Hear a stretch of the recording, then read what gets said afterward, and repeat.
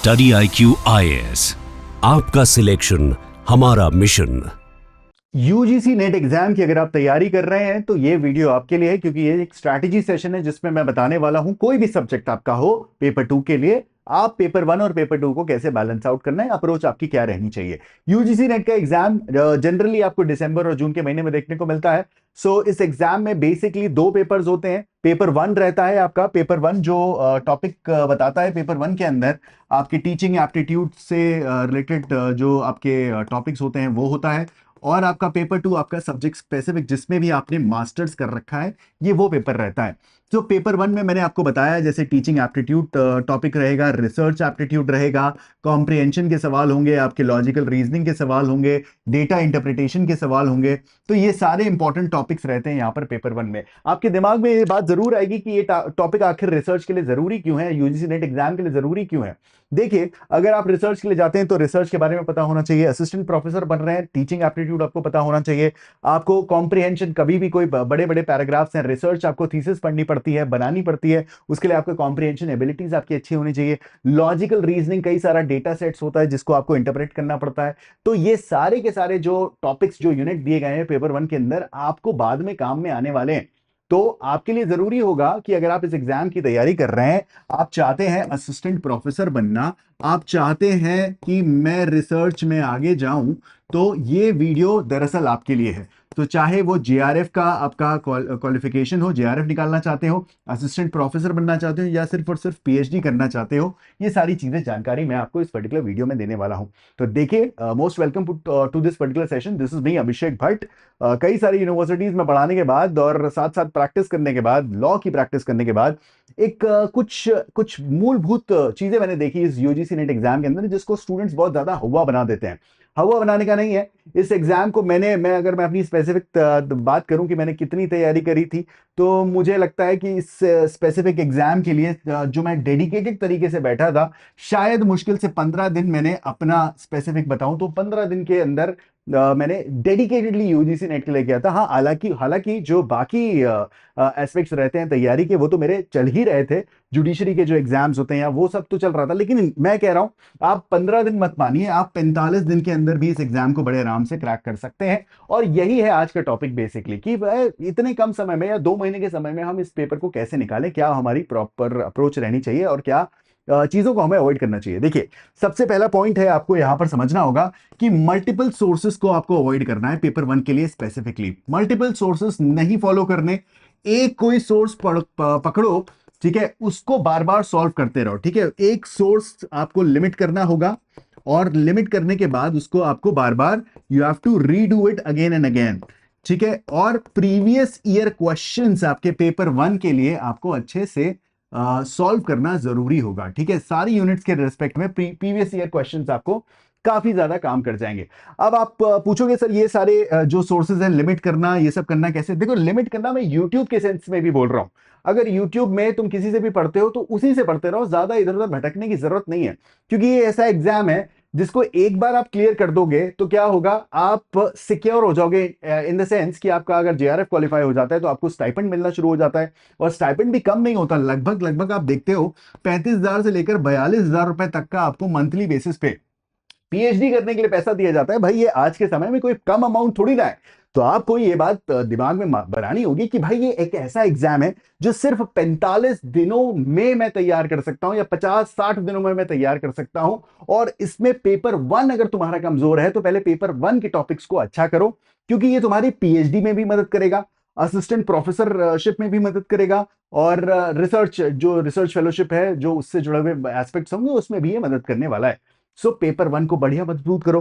अब मैं इस अंडरस्टैंडिंग से चल रहा हूं अभी कि पेपर 2 है जैसे आपका, ठीक है, पेपर 2 आपका दो भी, ये इसको भी हम लोग दो कैटेगरीज में बांट सकते हैं। ये आपका ह्यूमैनिटीज का कोई एस्पेक्ट हो सकता है, कोई पेपर हो सकता है जिसमें जैसे कि लॉ हो गया, जैसे कि सोशल साइंस हो गया, पॉलिटिकल साइंस हो गया, है ना, ये सारे टॉपिक्स हो सकते हैं। या फिर थोड़ा सा आपका लॉजिकल एस्पेक्ट वाले मैथमेटिकल आपका सब्जेक्ट हो सकता है, जैसे कि खुद में मैथ्स, फिजिक्स, केमिस्ट्री, ये सारे टॉपिक्स हो सकते हैं।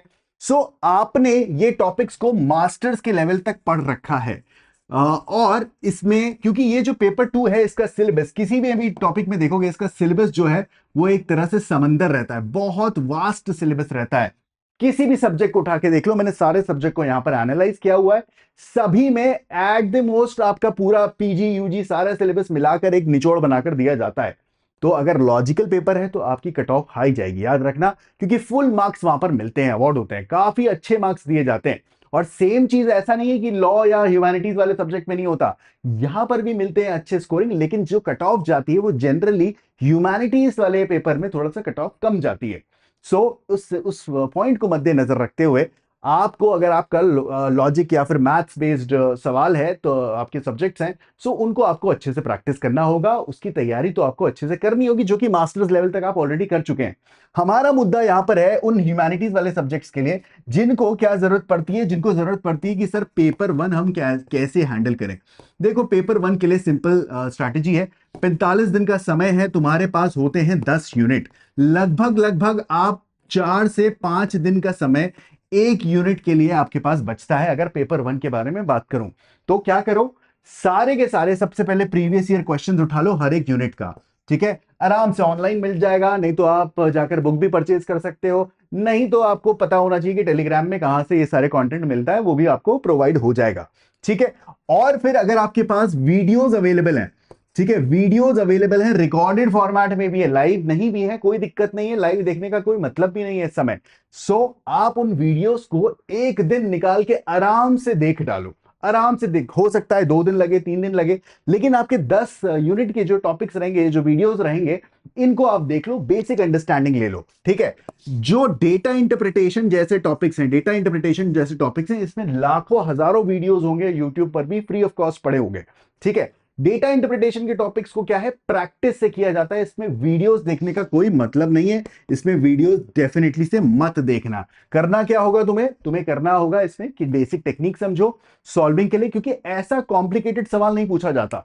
तुम्हें मैथ्स का कैलकुलेटर नहीं बनाना चाह रहा है, अगर तुम संस्कृत सब्जेक्ट में करना चाह रहे हो अपना पीएचडी या रिसर्च, सो उसमें आपको कैलकुलेटर बनाकर नहीं टेस्ट करा जा रहा है, आपको बस देखा जा रहा है कि कल को आप डेटा कलेक्ट करते हो तो क्या वहां पर आप ढंग से समझ पा रहे हो चीजों को। अपनी रिसर्च को आपको समाज या सोसाइटी के बेनिफिट के लिए करनी है, लेकिन आप खुद अपनी रिसर्च को अगर नहीं समझ पा रहे तो उस रिसर्च का क्या फायदा।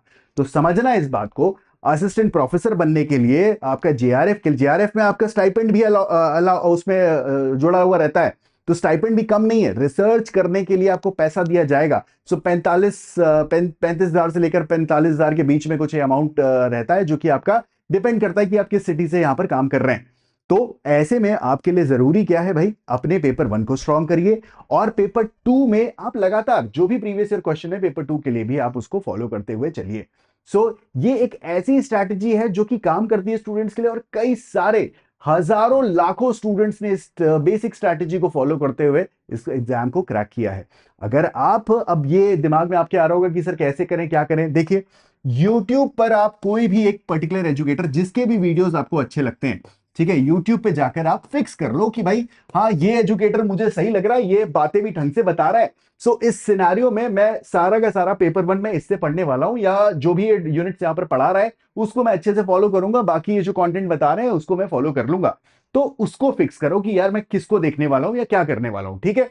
कोई अगर कोर्स परचेज करना है तो वो कोर्स भी तुम ले सकते हो गाइडेंस के लिए, क्योंकि इधर उधर भटकना, 6 महीना बर्बाद करना, फिर जून वाले साइकिल में जाना, फिर दिसंबर वाले में अटेम्प्ट करना। मैं ऐसे कई सारे, जब यूनिवर्सिटीज में मैं पढ़ा रहा था, अब तो ऑनलाइन एजुकेशन सेक्टर में मैं आ चुका हूं, लेकिन जब फिजिकल यूनिवर्सिटीज में पढ़ाता था तो तब मैंने देखता था मेरे साथ के कॉलीग्स यूजीसी नेट एग्जाम सालों साल लगातार दे रहे हैं लेकिन नहीं कर पा रहे हैं, क्योंकि जॉब में आ गए एक तो, और उनके पास समय नहीं है। तो तुम्हारे पास जो समय है अभी, इसमें तुम चाहो तो किसी भी प्लेटफॉर्म पर जाकर अब अपना ये अवेल कर सकते हो, कोर्स की फैसिलिटी देख सकते हो, उनका कंटेंट कैसा है क्या है, और उसके हिसाब से अपनी तैयारी को क्यूरेट कर सकते हो। तो क्या है, एक स्ट्रक्चर्ड तरीके से पढ़ना भी जरूरी है, और साथ साथ ज्यादा टेंशन और लोड लेने की जरूरत नहीं है। आराम से 45 से 50 दिनों के अंदर ही एग्जाम आराम से क्रैक किया जा सकता है, इसमें कोई रॉकेट साइंस नहीं है। आप इस बात को जरूर से समझिएगा। पेपर 2 के लिए जैसे कि लॉ के मैं बता सकता हूं, लॉ में आप most of the students are very much comfortable. कुछ एक आध यूनिट्स हैं जैसे कि आपका पब्लिक इंटरनेशनल लॉ, PIL, ठीक है, इंटरनेशनल ह्यूमैनिटेरियन लॉ, ठीक है, इसके अंदर केसेस पूछे जाते हैं इंटरनेशनल लॉ के, और क्रोनोलॉजी बेस्ड सवाल पूछे जाते हैं। तो ये सारे एस्पेक्ट्स को जो भी तुम्हें लगता है यूट्यूब या फिर पेड कोर्स में इन एस्पेक्ट्स को मद्देनजर रखते हुए सवाल करवाए जा रहे हैं, आंख बंद करके ले लो, आंख बंद करके ले लो, बिना सोचे समझे ले लो, क्योंकि ये लोग पैटर्न फॉलो कर रहे हैं। अगर ऐसा तुम्हें ये दिखता है कि केसेस पे सवाल है, केसेस के ईयर्स पे, क्रोनोलॉजी पे सवाल दिए जा रहे हैं, तो फिर वो कोर्स एक तरह से बेनिफिट है। नहीं तो फिर तुम करते रहो तमाम तैयारियां, तमाम प्रिपरेशन, अलग चीजों की तैयारी करते रहोगे, वहां पर एग्जाम क्रैक नहीं होगा। अब इसी के साथ मैं तुम्हें ये जरूर से बताना चाहूंगा कि अगर आप भी यहां पर चाह रहे हो कि यार एक स्ट्रक्चर्ड तरीके से मैं तैयारी करूं और कैसे इस एग्जाम को क्रैक करूं, तो आपके लिए देखो पेपर 1 फोकस्ड एक बैच है जो कि हम लोग लेके आ रहे हैं। मंजिल नाम है इसका, मंजिल तक पहुंचाने का यहाँ पर काम है। 13 अक्टूबर को ये बैच लॉन्च हो रहा है। अगर इस पर जुड़ना चाहते हो तो आप मुझे बता सकते हो। यहाँ पर आप देखोगे कि 150 आपके जो लेक्चर्स हैं वो रहेंगे यहाँ पर, लाइव और रिकॉर्डेड दोनों फॉर्मेट में रहेगा। 25 मॉक टेस्ट, कई सारे मॉक टेस्ट करवाए जाएंगे, और जो पेपर 1 का जो सिलेबस है वो पूरा कॉम्प्रिहेंसिवली कवर करवाया जाएगा। अगर पेपर 2 के बारे में बात करूं तो पेपर 2 के लिए भी जैसे लॉ है स्पेसिफिक सब्जेक्ट मेरा, तो लॉ भी मैं पढ़ाता हूं और उसको कॉम्प्रिहेंसिवली यहां पर डील करता हूं। अगर आपको इससे जुड़ी हुई कोई भी जानकारी चाहिए कि कैसे क्या सर कैसे लेना है बैच, तो दिए गए इस नंबर पर आप कॉल कर सकते हैं और मेरे साथ टेलीग्राम चैनल पर भी जुड़ सकते हैं। ठीक है, ये तो रही बात इसकी। अब एक बार मैं आपको ये जरूर से दिखा देता हूं कि अगर बैच लेना है तो एक्चुअली आपको करना क्या होगा इसके लिए। तो देखिए, बैच लेने के लिए आपको सिंपली यहां पर जाना होगा, जो वेबसाइट है हमारी, वेबसाइट पर जाकर आपको यहां पर जो मंजिल यूजीसी नेट पेपर 1 का जो बैच है, आपको ये प्लेटफॉर्म दिख जाएगा। ठीक है, ये प्लेटफॉर्म दिख जाएगा ऐसे करके, और प्राइस अभी दिखा रहा है 6000, लगभग 5999 दिखा रहा है। और ये जो चीज है इस पे, इस प्राइस पर एक्चुअली आप मत लेना। सिंपली तरीका क्या है यहाँ पर, तरीका सिंपल है। यहाँ पर आपको कोड लगाना है AB लाइव। ठीक है, AB लाइव लगाकर आपको ये जो कोर्स है इसमें 2000 रुपए का डिस्काउंट हो जाएगा, और आपको ये मात्र पड़ेगा भी 3999 का। ठीक है, तो आपको क्या करना है, फिर बाय नाउ ऑप्शन दबाना है, और फिर आपका काम जो भी आपके पेमेंट मेथड्स होते हैं उस पेमेंट मेथड के हिसाब से आप अपना पेमेंट कर सकते हैं। UPI हो, आपका क्रेड पे, यूपे जो भी है उसके तरीके से आप ये कर सकते हैं। सो अगर कोई भी जानकारी इससे रिलेटेड आपको चाहिए तो जरूर से मुझे बताइएगा। आप मेरे साथ जुड़ सकते हैं दिए गए नंबर पर। ये नंबर है आपका 9211994576। दिए गए इस नंबर पर आप मेरे साथ कनेक्ट कर सकते हैं। This is me now, Abhishek Bhatt signing off. Tension मत लेना, समय कम में भी एग्जाम क्रैक किया जा सकता है, तैयारी और स्ट्रैटेजी ढंग से करोगे तो। See you all. Study IQ IAS, आपका सिलेक्शन हमारा मिशन।